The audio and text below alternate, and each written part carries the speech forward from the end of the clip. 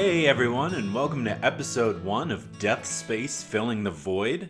My name is Patrick Jones. I've been a journalist in New York City for 10 years. I've also performed a lot of improv and sketch comedy here in New York City. I've wanted to do something on death for a long time.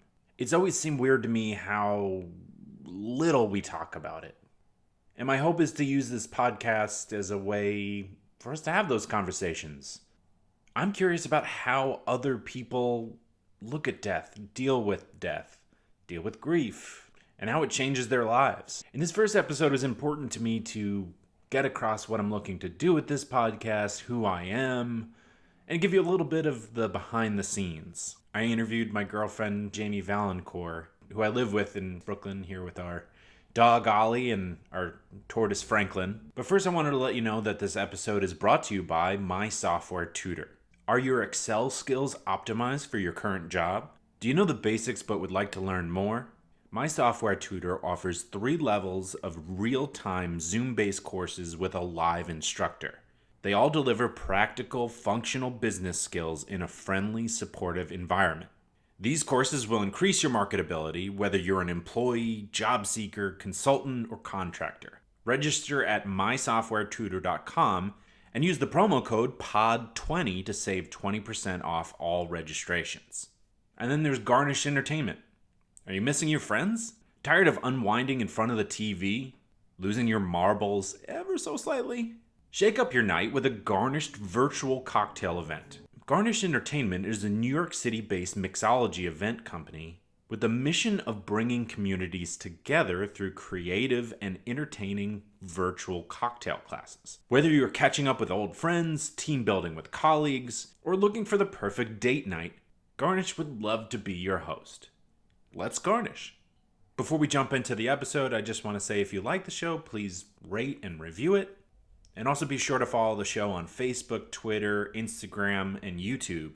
On social, I'm going to be posting quotes and how they've affected me and how I've looked at them. And so I'm curious to see your reaction to them as well.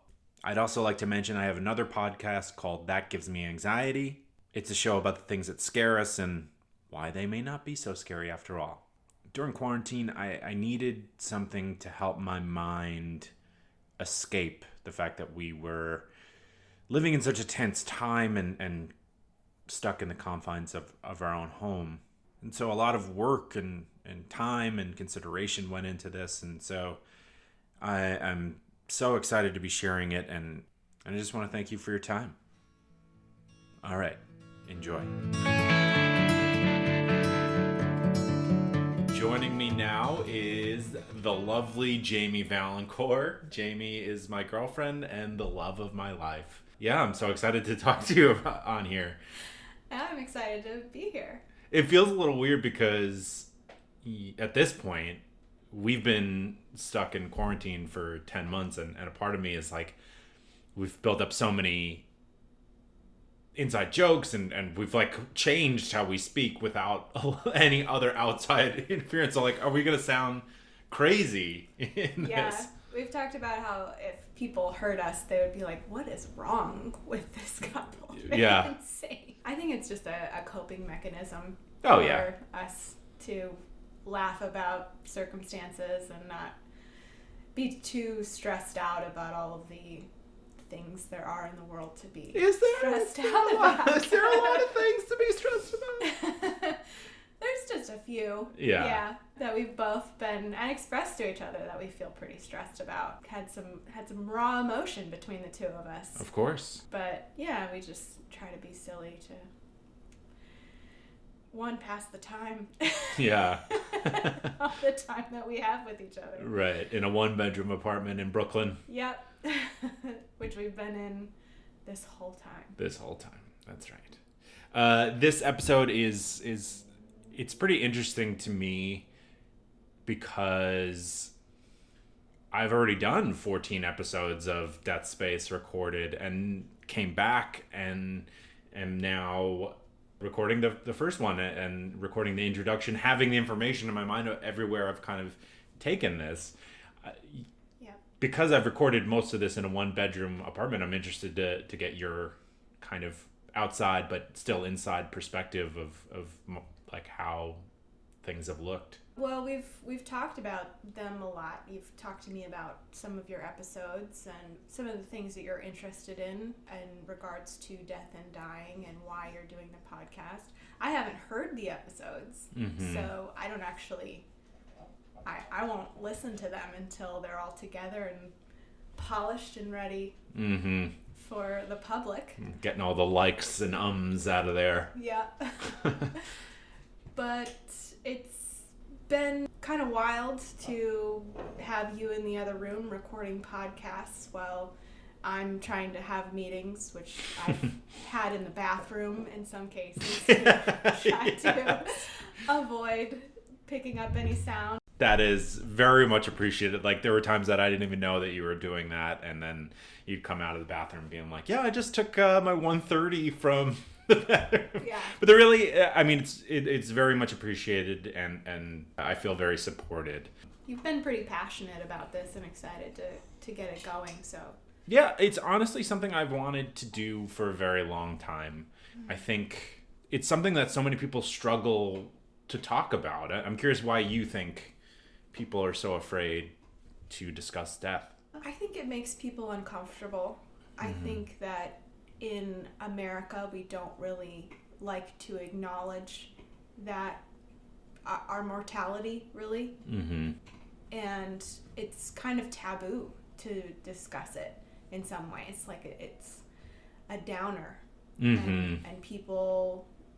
I don't think we create enough spaces where people feel open enough to cry or be vulnerable or express how they're truly feeling.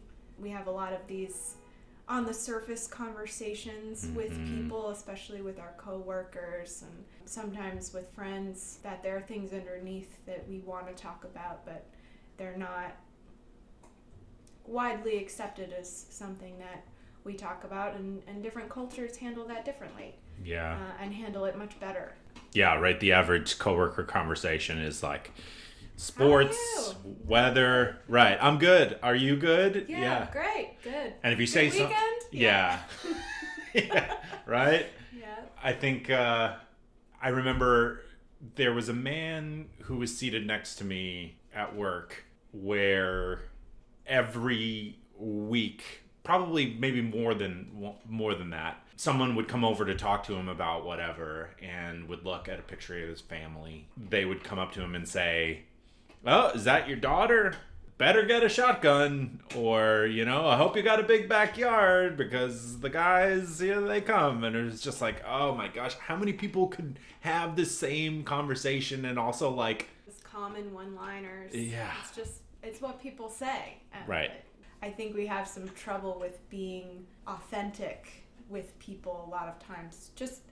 And it's not always because people don't want to be open or have those types of conversations. I think we're pressed for time also, and we only have so much energy. Or like emotional space. To share with people. Yeah. So we put up a little bit of barriers or try to make common lighthearted jokes that hopefully you can have a nice exchange. Everybody just wants to have a nice experience. Like, we're having a good time, right? You and I? Right. Look at us. We're doing good things. Yeah. Well, going back to like American culture too, it feels just like, pass the Bud Lights. Here we go. Like, it's just a party. Don't bring us down. Yeah. And I'm certainly guilty of that, where someone has brought up something that's made me uncomfortable, and I've just tried to, God, or like you can walk away or just try to steer the conversation somewhere easier. You're harshing my mellow, man. You're killing my buzz. Yeah. Seriously. I don't want to talk about all this deep stuff.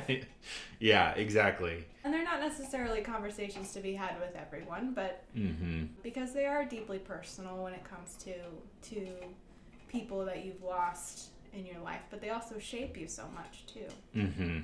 Absolutely. And at times in recording this, I got a lot of insight, and by no means is this this is the way to approach death, but like the overarching thing or sentiment is that a lot of people express that people say to them when they lose someone that they don't know what to say. And what I've picked up is that just say that. Say, I'm so sorry and I'm here for you. really just expressing that you're there in their orbit, looking after them means a lot. Yeah. I like what Brene Brown says, that the most powerful 2 words in the English language are me too. So sharing a similar experience, or even in some cases not even doing that much, but just acknowledging, like, hey, if you ever want to talk, I'm here for you. I want to grab a lunch. And yeah, I mean, Me Too is very powerful in that, I mean, not just death, like anxiety or really anything. You may think that, like, oh my God, I'm a crazy person. Why am I feeling this way? And then you hear about it, something similar, a friend of a friend or something like that, and you just feel more grounded, I think. You feel seen. Yeah. Yeah. Not that you're rooting for other people to be going through your pain, but that pain is kind of the human experience to a certain extent, unfortunately. Pain, joy, all of that, just connecting with people, making them feel like you've shared an experience that makes you feel more connected to them. Right. You're part of the human tapestry. Well, you took a class on, what was it, death and dying? Yeah, it was actually called Death and Dying. Really? 101? Was there like a number to it? I don't think so. I think it was just a single class. Yeah. It was a time in my life that I was very much open to exploring different things, and I don't think you're closed off. I mean, you may have just phrased that as you were really trying to explore. Just especially in that time, Yeah. At that time in my life, I was not so much interested in following the crowd or doing things that other generations expected of me. I was very much interested in making my own mistakes. I was open to other people's opinions, but kind of like the dude, that's just like your opinion, man. That was my attitude. That's my philosophy. And I saw the opportunity to take this death and dying class, and I had also, not recently, but lost the closest person to me that I had ever lost before, my grandfather. I hadn't lost someone that close to me before.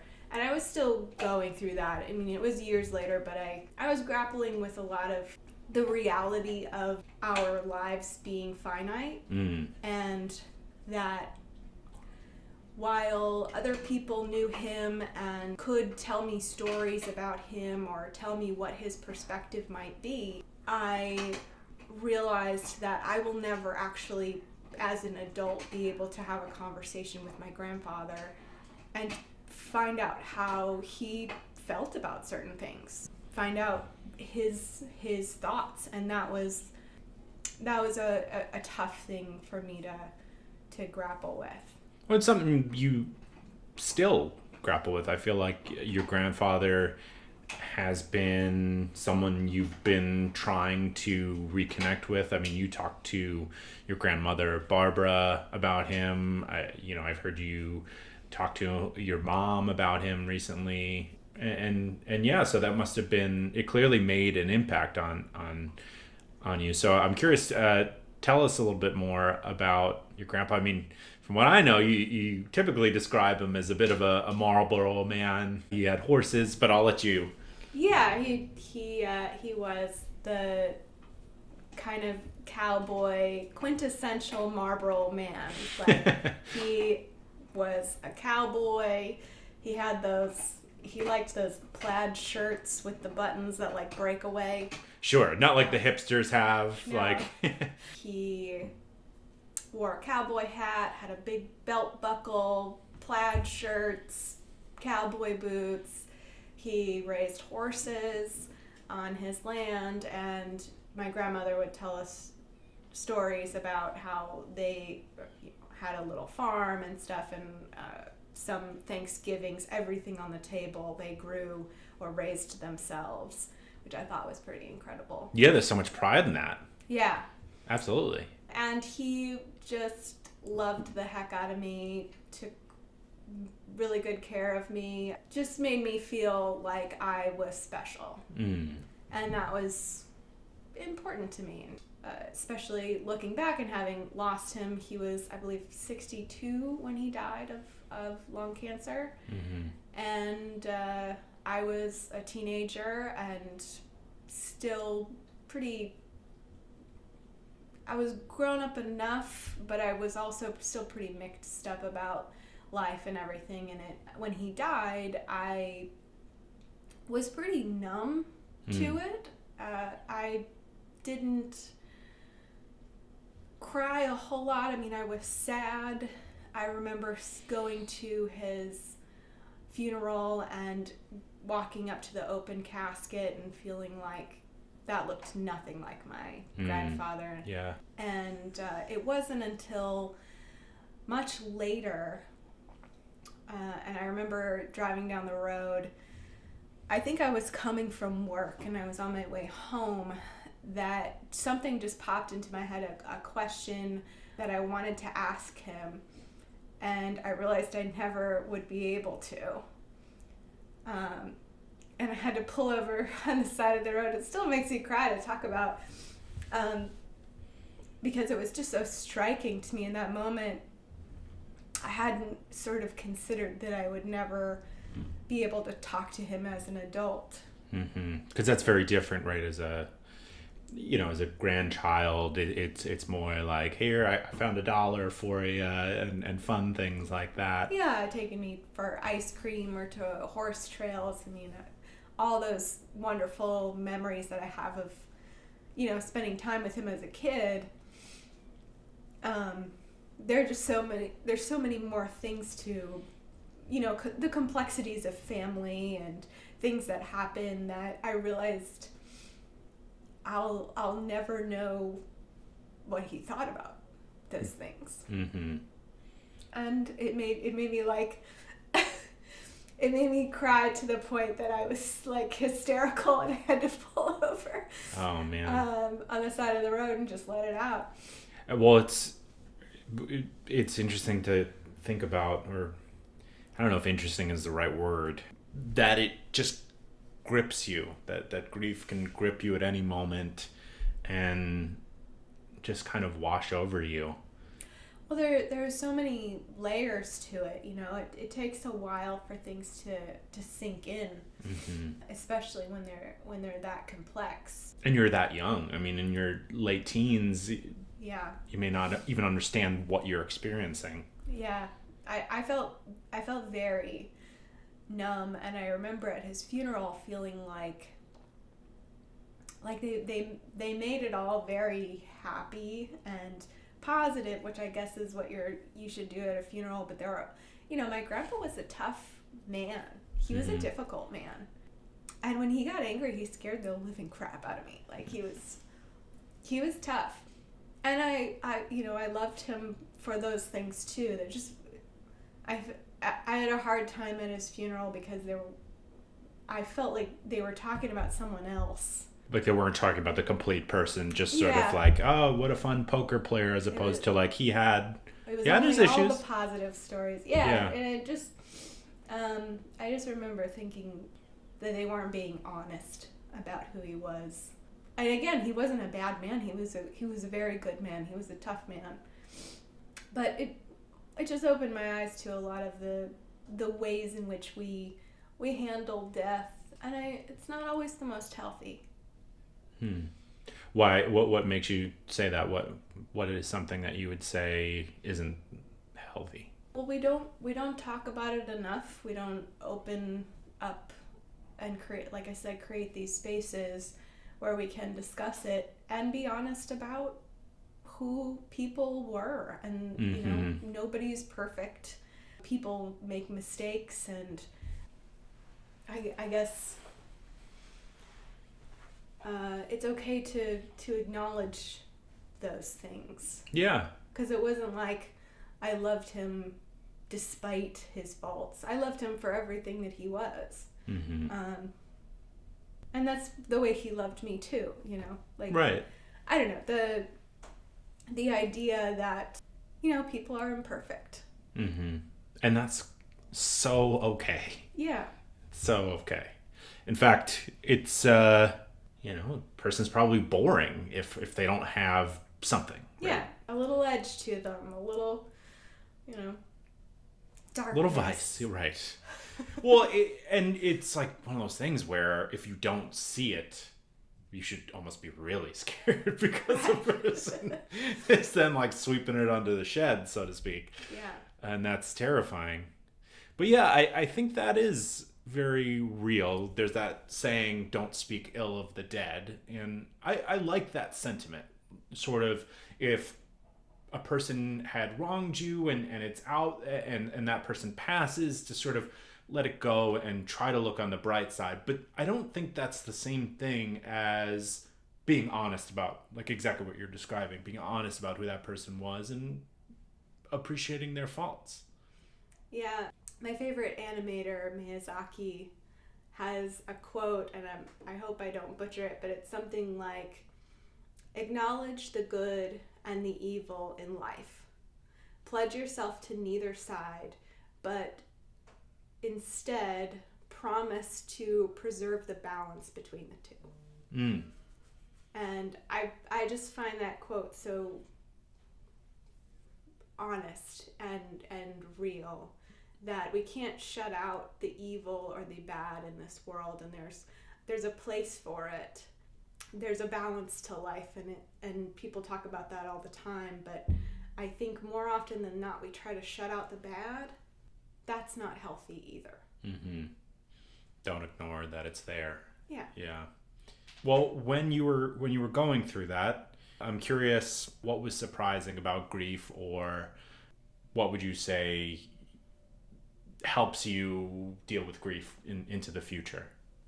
I think that it helped me ground myself in my own mortality, that I am not going to live forever, and what are the things that are most important to me that I want to make sure and preserve in my life.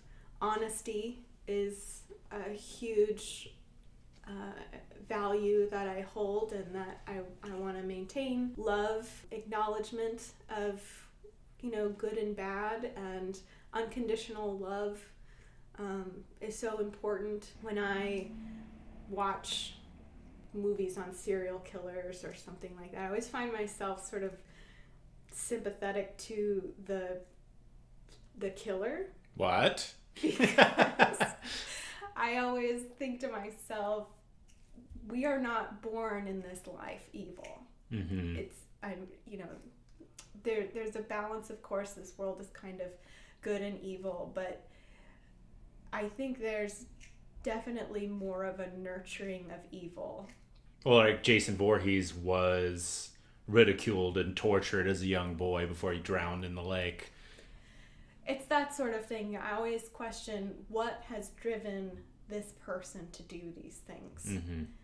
And it's part of why I'm very much against the death penalty, because I feel like there's so much to learn from people who commit evil acts. Mm-hmm. And we need to study that and try to reform people and let them know that they're not inherently bad. Bad things happen to them. Mm-hmm. So it just gave me a different perspective on life, and then also to make sure that I say the things that I feel are really important to be said. And ask the questions. Right. And I guess there are two ways that it could go if we acknowledge our mortality more often. Either we'll look at the world as more precious and our relationships important and find the values in our lives, or we'll think, well, I've only got this one life, I should just get whatever I can out of it and loot and pillage and whatever I need to do to succeed. I can step on people. Who cares? Mm-hmm. I've got this one life. Right. And it's all I've got. I want to be comfortable and rich. And well, I think there's also an aspect of trying to live forever with that mentality. It's like, I want to be remembered as the person who had all this stuff and did all these things. Right. And that you're kind of working your way towards some form of immortality. Right. Which can be a good thing, right? Like people could be remembered for some scientific discovery, or, you know, the person who built a bunch of slums and... So, do you have anybody in particular No, in mind? no, in particular. I didn't want to lead that in any way. No, but it's important to have a moral compass. And that's part of this podcast where it's like, I really want it to be as diverse a following or a discussion as possible, because one goal is to give people tools, no matter who they are. You may be religious and you may connect with someone who's not religious on something that helps you, or vice versa, right? And so it's very interesting and a tad overwhelming at times to think a lot about a podcast that is related to mortality. I find it to be a bit heavy. I'm genuinely curious about it, and I'm genuinely curious about people, and to me this is like the ultimate subject matter when it comes to humanity. It is heavy. It is certainly heavy, and it does weigh on me. Yeah, but it can also be light. It can also be freeing in a lot of ways. Yeah. And it opens up to so many other subjects. It's threaded through so much of our world. It's threaded through our entire existence. I feel like almost every decision we make, right? Like, I feel like when I was younger and the decision would be like, should you go out on Thursday? And it's like, well, one day I'm going to be not here. So, you know, and that's a little bit of an excuse to like binge drink. But deep in there it's is... the last night of yeah, exactly. Yeah. Right. Just like every Pitbull song. Yeah. This is it. You better be on the dance floor. Yeah. Tomorrow's ending. Let's dance like there's no tomorrow. Right. But yeah, and when we were talking about that, that's why we created the visuals for the podcast the way that we did. Mm-hmm. So, you know, love it or hate it, I designed the podcast creative. And we talked about all of the cliches of death and dying. We talked about a tombstone and pushing daisies and all of the earthly things, but we ended up designing it more and calling it Death Space because it really is related to our whole universe, like everything. You know, we look up at the stars and we say that, like, you know, those are people who have come before us, or, you know, but we're all connected. Mufasa talking to Simba. Right. But yeah, we're all connected in this life, and for me, that is religion. That's the common, that is the higher power, is that we're all in it together. Mm-hmm. You know, we're all made of the same stuff. We're all made of molecules. And we're all temporary. Yeah. And we have to make peace with that. And we're all forever. We're all infinite. Damn. Yeah, that's true. It's very true. So tell me a little bit more about this class. Were you, I mean, the way you made it sound is that you were searching for something to help explain the feelings regarding your grandfather. Is that accurate? Or was it more you were just open and young and in college and were like, yeah, let me try that? It was more of a general curiosity. Okay. In what this class would be about, what topics we'd cover, how different cultures handle death or talk about dying or the soul, and mm-hmm. Yeah, we covered all of those things. It was nice to have a space where that was the subject. Mm-hmm. You knew every time you went to that class that was what we were going to be talking about. And what do you do before you walk in? Do you just like take a breath? I mean, do you have like a snack with you, like a little extra sugar in your coffee that morning? It's just like any other class. I mean, you schedule time for it and prepare for it the same way. Okay. You would. It just was normal, but then you get in there and that's the subject. Mm-hmm. I was wondering if there was some sort of like emotional preparedness that you found that you needed to bring to that. No, I found it to be really nice to just have a space where we talked about suicide and we talked about what we would want to say to people if we died tomorrow. And I wrote a letter to my family during that class. And does that get graded? Out a lot of feelings. Yeah. Wow. I mean, it was pretty tough to fail that class. Yeah. That's true. As long as you're open and honest, I would expect that you would. Yeah, as long as you're willing to write things out. And I had to visit a cemetery for that class, just spend time in a cemetery, which I had never done before. And I found it really peaceful and enjoyable. Mm-hmm. Yeah. And I walked around and read the tombstones of people who had died, and some of them were babies, and some of them were kids, and some were... And you wonder who they were, what lovers. They were afraid of. Yeah. Cemeteries are certainly interesting in that regard, where you start to picture who the person was and what they hated, what they loved, what made them happy. I actually set up a little blanket and had some food out there, and I minored in photography in college, so I took a lot of pictures, which I still have. I have a lot of vivid memories from that day because it makes things feel more immediate. It sort of forces you into the present. Yeah. And to think about people who have come before you and sort of reassess your life and how you're doing. What was the teacher like? An older man. Not like I could see the individual teaching the class being kind of zany, or to make up for the subject matter by being expressly light. You know what I mean? Or he wasn't really. He wasn't. Okay. Well, no. That's nice.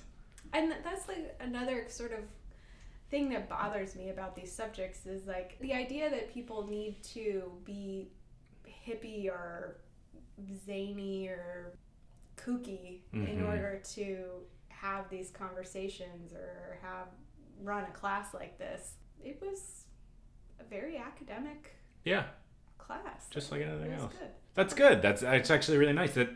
That's kind of, before I started recording these episodes, I wanted to, or I thought about what my role as the person interviewing should be. Mm-hmm. And I settled really on, I'm going on the journey with the people listening. I want to help put together this catalog of experience. And so I really settled on, I'm not going to try to do anything other than what the person needs, right? At times it was just listening. There's episodes of this podcast where I really don't say much. And it's just because the person was onto something and was just unraveling and in a good way, unraveling some sort of discovery, and I didn't want to get in the way. But really just not being zany or anything like that. Just trying to be a good listener and genuinely curious. Yeah, I would think that's what a good podcast host would do. You'd ask engaging questions and get out of the way. Yeah, let the person you're interviewing just run with it. Absolutely. Well, I'm curious if there's anything you want to talk about related to death or dying or grief.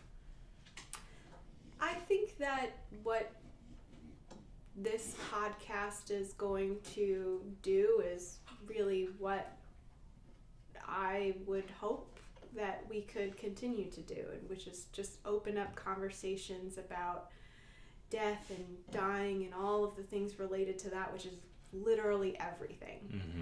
I love that you're doing this, and I can't wait to hear all of the stories from experts and people who have just found ways of connecting with people that have lost someone.